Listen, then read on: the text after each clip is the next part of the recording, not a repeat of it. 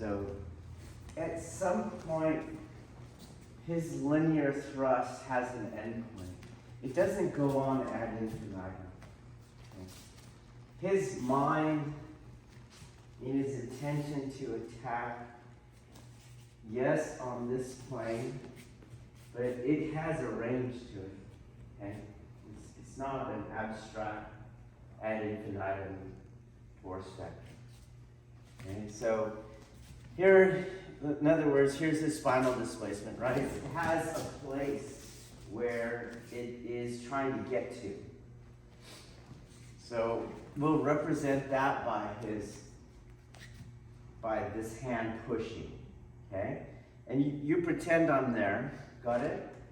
And you would push like you normally do for spinal displacement. So it has an end. Now it gets intense to that end. It's increasing pressure, and then once it passes that end, it starts to go off. You get it? And that's because it's finite. In other words, stay there. If I was to push him, it would eventually stop. In other words, if he gets out of the way, boom, it doesn't keep going like in Aikido La La Land. You guys understand that? There is an end point. And so what I want to understand is, at that end point, the power that I feel in his hands is actually going to be reduced, and the mechanical advantage of being at the distal end of the lever is going to become mine, if I can get to that end point of his linear thrust. Trying to lift his hands up in the power arc of his linear thrust, it makes the hands heavy. You guys got that? And you see that in your body when you're like, whoa, that's the hands heavy. You're getting weighted on the back foot. You might feel it in your shoulder. You might have to bend your elbow. You might have to take a big circle. All those are you're too in close, okay? You want to feel where it's light. There's nothing. You move where it's light. You move where it's light. So it's just a very simple, we're staying on the line. You move where it's light. Light. No honey. Doesn't take any effort. So it doesn't have to take this angle or any variation. Let me go. Any variation where the outer deltoid starts to be part of the structural integrity. So from here on, this is all not Marshall. Uke is letting you do that. Or change the my. Here, he's got closer to me. And I'm trying to absorb the yang energy in my elbow. I just want my hand to go up. And I can do it if I stay at the edge of his linear force vector.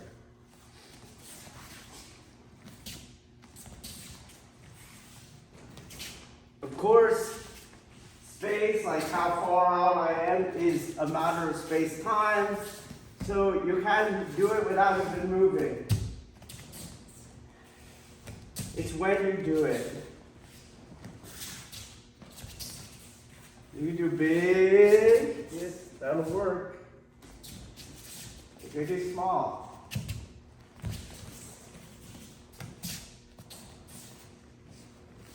But I am trying not to feel his pressure. Not here, and I'm trying not to compensate for it in any way. Okay? Try to.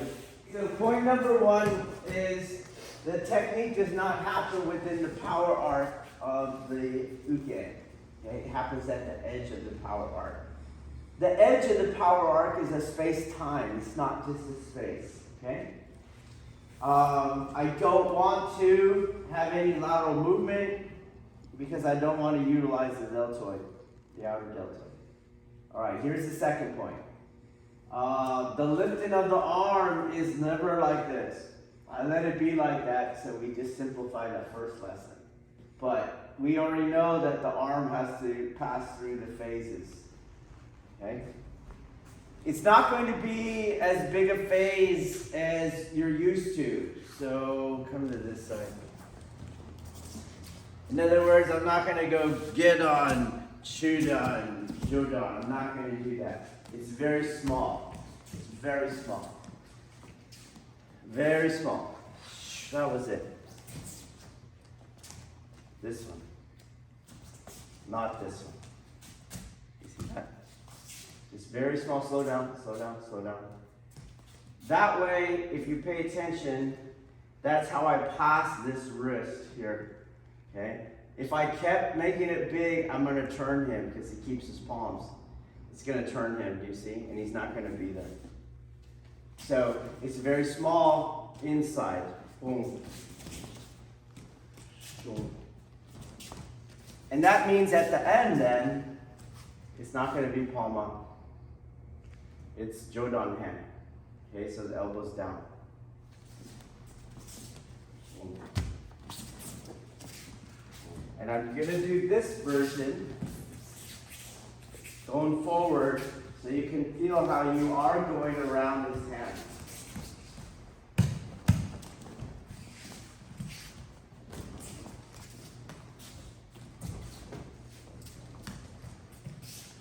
And allowing, when you work at the edge of his power arc and you do this movement, you allow the center to come underneath it, but not the top of his body.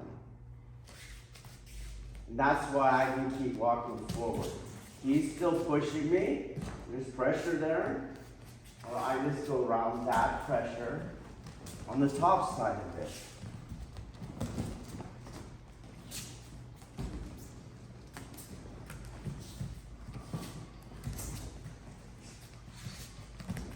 Careful in this that you don't get the deltoid because you over-exaggerate Gedon and Chudan.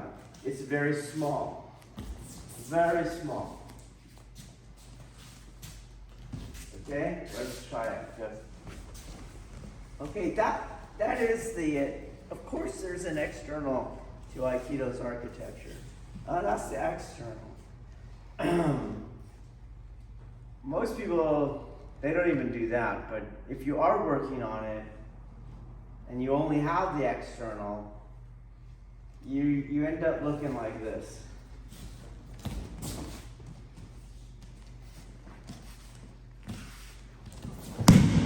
You're honest, you look. Okay. To me, you look like this. I'll try to make it look like a Federite, okay, an external Federite.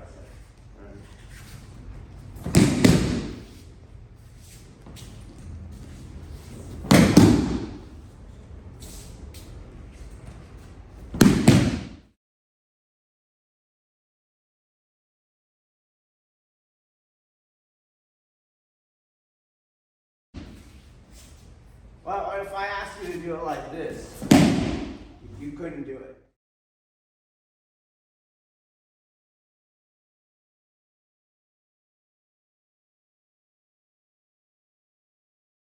Couldn't do it. And if you looked at the two versions, there's way less tension in the body in the second version. And most importantly, there's way more tilt in his body because his center can come more forward. And that's where the throw happens, because the throw is a matter of his line of gravity moving rearward and falling outside his base of support. That's why he falls. But the martial application is the reason he doesn't stick his feet back underneath his line of gravity is because they're occupied with forward progress. Okay? And that's the difference. So when I go stiff, you pay attention, you see how I stop him from coming. His whole body stops him from coming in. And then I just enter and push. But on the other one, it's so soft. Look how much it comes in. And most importantly, its inertia is pinning it in place. Okay? So I can't you have to develop the internal skills to do this. I know it happens out at the edge of the power arc. I know I don't use the deltoids. I know I do have an external spirola arm, but there's still a matter of yang aspect being internalized, alchemically treated by being bounced off the ground, and then admitted in this case at a higher yang value than the contact point. At the contact point. But at the center, it's allowed to keep going in. Okay? And I don't want to keep it out, and tension keeps it out. So as we do the throw, and I would like for you to play with different versions, okay? Different tensions. But your goal should ultimately be, as you learn, to chase the martial aspect, that I must preoccupy his feet with the forward inertia, and its metric is how far the center comes forward of the shoulders before I start pushing on him.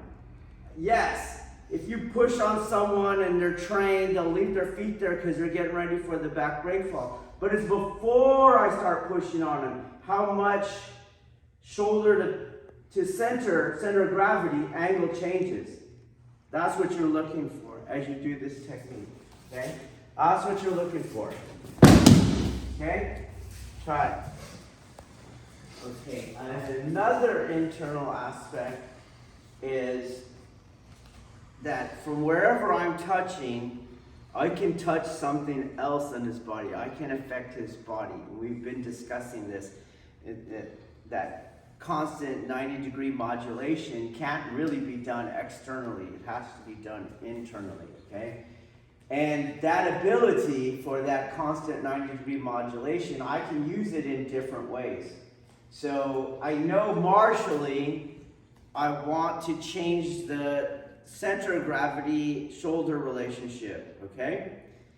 And I know that I want his feet occupied with his forward inertia.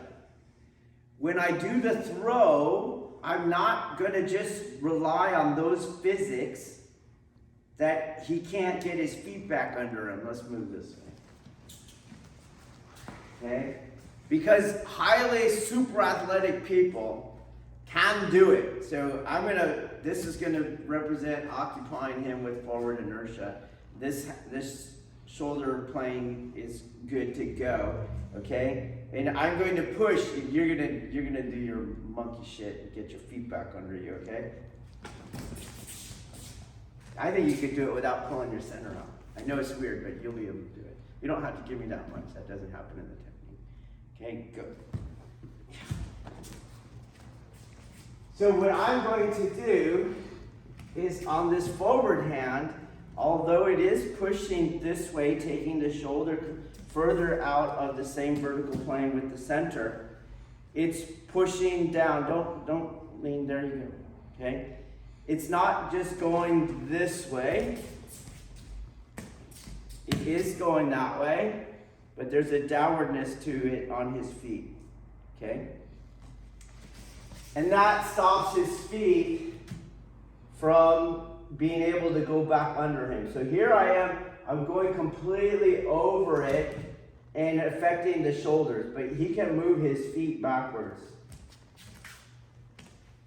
Here's that same angle, physical angle, but you'll feel that. You feel that pressure on your feet now, okay?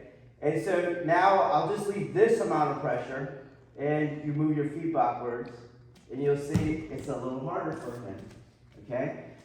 And every movement that he tries to make to get his feet back under him, I keep 90-degree modulation on that, and it adds to the throw, okay? So, in other words, don't come over the top in your own control. You just keep knocking him down. You have to pin his feet. You feel the pin now? Okay. His feet get pinned. And the only way I can do that is with the internal skill.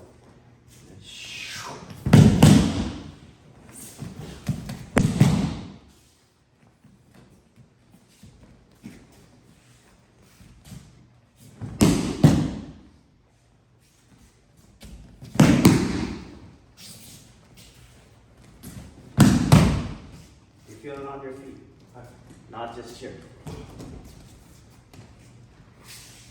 On your feet.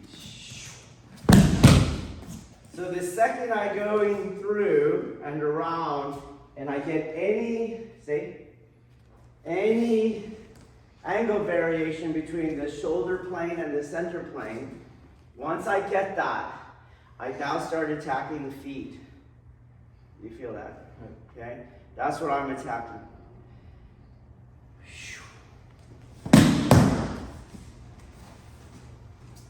So you pay attention, there's more of a downwardness. A downwardness. Downwardness.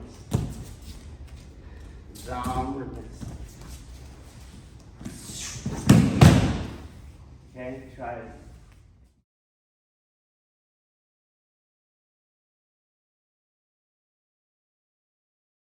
All right, so in the Tencon version that I do, again, remember you're going to work the diagonals. If he's got a linear thrust energy, you always work the diagonals to start the fight rotating, just in his desire to complete that linear thrust, okay?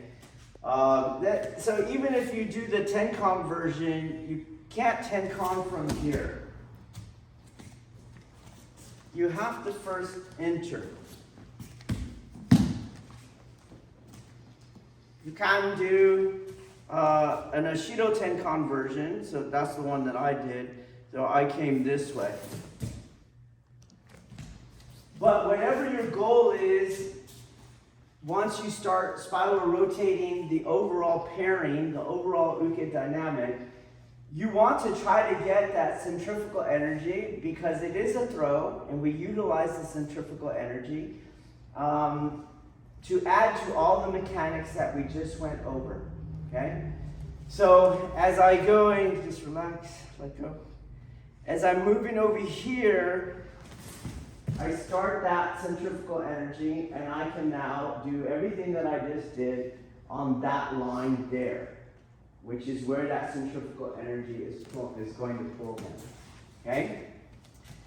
The hard part of this is that once you start a turn, people tend to use their arms to turn, and now you have your deltoid doing this thing.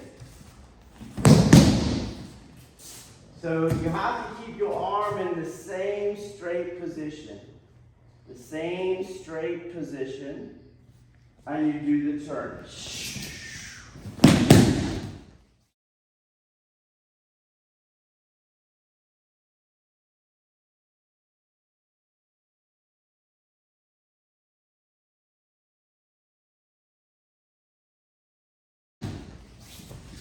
Don't come side.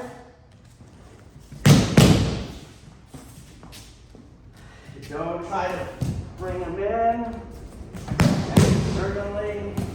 So you have to still stay at the edge of the power arc.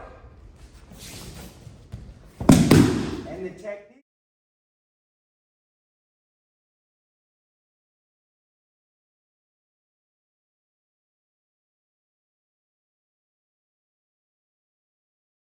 And the technique, because you've added another force, the centrifugal force, it should all become easier. But don't capitalize upon the centrifugal energy. There's still the internal aspect that you're doing.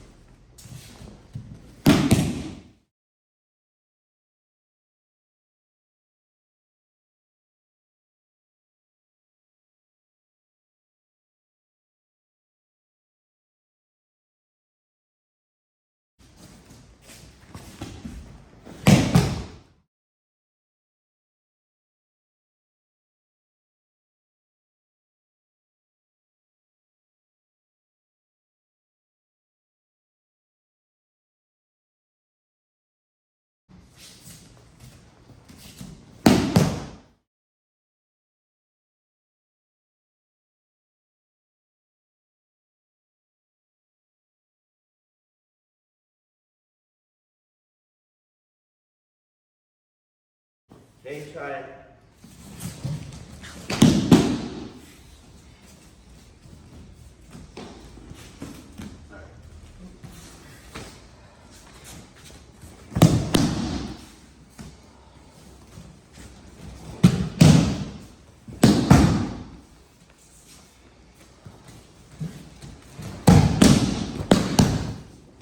Okay. So, again, there is always a relationship between ukemi, the receiving, and what is being received. This is why both my nagewaza looks different and my ukes look different. They fall differently. Okay. Trying to do my nagewaza on the standard ukemi it's not doable. You're either going to hurt someone, or you're just not going to do the technique so you don't hurt them. Okay. And even in not doing the technique, you could also not do the technique because you have to change the technique because they change the energy cue as uke. Okay? They're going to change the energy cue. So we know how this technique functions martially. There is going to be the center of gravity is taken forward and out of the same vertical plane with the shoulders. Okay? So if he's here and I do that, okay, and he's got to do a back rake fall now. Okay, then we'll do it again. And he ended up doing what did you do? I feel like I had to take a step. You took a step, okay? Can he take a step in the technique? No. Okay, why? Because His feet are preoccupied with the forward inertia and they're being pinned, okay? So let's add that, okay? Got it? So here's the plane, and now it's here. And you can see now that you're falling flatter and flatter as we go, okay? And that's nowhere near the inertial values of the technique, okay? So what usually happens is because, again, Sean has a lot of early years of Federite training, okay? And what you get in the beginning, just like kids, it kind of sticks deeper, okay? So when you do your back rake fall, you want to always bring your hips back in alignment with your shoulders, okay? Don't do the contracting center back rake fall, which I know you can do under idealized conditions. But always in the technique, you do the Bidankai back rake fall, which requires the shoulders and the hips to come back in alignment, okay? So you just do a normal back rake fall. There you go, okay?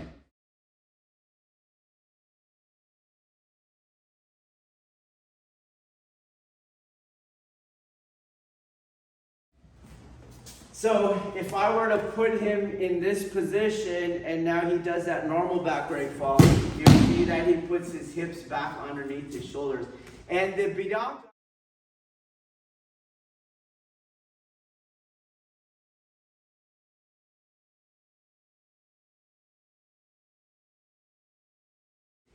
Bidanka back rake fall, this one, is by far better than the standard Aikikai back rake fall, okay? Because in the standard Aikikai back rake fall, they will sit their butt back behind their shoulders, you see? And then they won't go to the side, they just go straight back, okay? So if you are in a standard Aikikai dojo and you're going to put your butt behind your shoulders, do you see that? It's going to be very hard to take this ukemi, okay? If you're even a Bidankai person, you're going to also have a hard time. We're going to have to train slow, and you're going to do this. You see that? And then you go back. Now, the person that is going to try to get their hips either behind their shoulders in standard Aikikai or in alignment with their shoulders with Bidankai, they know in their mind, they know they have to do that. So what they start to do is less and less allow for the deplaning of the shoulders and the hips, do you see? And they start resisting the technique, okay? This is not ukemi. It is resistance. You're countering the technique. The technique is allowing your hips to go forward. You're like, no, I'm going to counter it by not letting myself go forward, okay? And so let's say I'm here, you're grabbing, okay, and I go, and he is not going to let those hips go forward. But if you pay attention, as my arm goes up, you see? You have to be able to get closer to me. You see that? And so there's that tilt, okay? You got it. And now, if I do this in the timing, you'd have this going, and you have no means of, you still countered it. Did everyone see? What did you do, Taylor? He turned. He turned around the technique, you see, which is possible going slow, because he can counter the inertia. But going fast, which I'm going here, you see, and this all goes into it, and then he falls flat, okay? You do that over and over, they're gonna stop coming in. They just aren't gonna like it, okay? Now to answer your question, what was happening is, as Tristan's having you here, and you take your hips back into that plane, the wrist gets exposed, you see? And so that's why you're feeling the knee. And that would be a way like, okay, I can't practice this Kokyunage on this uke. He changed the technique. Now I have to change the technique. I end up in the Nikyo, okay? And that's what you were feeling, okay? If we watch Tristan's ukemi, because his center stays engaged as I project the Kokyu projection through him, he rides that energy and it gets over this mechanical, what seems impossible to the Bidankai or the Aikikai. How do I get down from here? Do you get it? And if that's why he's so springy. He's so springy. Springs out. Now, if you watch his feet, right, they don't step because he can't step. But he still finds the fall. His feet stay where they are, okay? And I don't think you can practice this technique on the other person that's doing the other ukemi, okay? And because you're in that dilemma, okay, I'm gonna hurt you, or I don't hurt you. In other words, I go slow enough to allow you to counter the inertia and the momentum. But now I have to do a different technique. I have to do Nikyo instead of the Kokyu. Okay? To me, that's very problematic because these are not martial techniques. These are energetic techniques. And within them, you are working those purification rituals of alchemically modifying yang aspect. So a better solution is to teach them the ukemi. Okay? And so what we do is he's going to lean back, okay? And you're going to give me all your weight. Give me your weight here. Give it to me, give it to me. And that is very scary for a lot of people. Give it to me, give it to me, give it to me, give it to me. Relax. Give me all your weight and then come back up. Okay? You have to get them used to that and because it is a fear. Getting your hips back behind your shoulders, getting your hips even with your shoulders is a fear response, okay? So you have to give me it. I'm gonna hold you, I'm not gonna let you drop. Give it more, relax, relax. Get all this tension out. I'm holding you. More, and come up. Okay? So if I had Tristan in that position, I have all his weight, he'll still find his fall. Are you ready? When I let go, you find your fall. Okay? Or I do that to you, you're not going to find it. And this is an experiment you could do in your own dojo. Let somebody give you all their weight and go find the fall, and you'll see they won't find the fall. Okay? But you have to get there. That would be the first exercise. Okay? Once they can get to where they give up all their weight, then let them have some of the weight back. And this is like, it's a poison I'm giving back to him, but he can't find it without some fear being taken off. Okay, so give me all your weight. Okay, and take back some. And now I want you to pretend I'm going to punch you in the middle of the fall. Find your back foot. Good. I want you to think about hitting this hand first. Forget that foot. This hand first. Give me your weight. Take back some weight. That hand first. Turn your head and look at that hand. Better. Again. Look at the hand. I'm going to punch you. Up. Come on. Turn your whole body in the throw. Tight. Get ready. Okay, better. But if you're honest, you can feel like, fuck, that's a lot of concentration. Okay? The next thing you want to do, after they get comfortable with that, is you count in the technique. You just go slow, so you're getting that problem, you see? And you'll just go, come forward, forward, forward. Okay, do the same drill when you feel my pressure. Okay. Make him leave his hips forward. Forward. Stay there, don't turn. Okay. And you're going to do the same drill from here. So it's this hand. There you go. Relax. Okay. Good. It's this hand. And you can see now his hips are staying forward of his shoulders. Okay? And he just got to get used to it. In terms of fear has to be reconciled. In terms of the reconciliation of fear is a skill. Okay? And all skills require repetitions.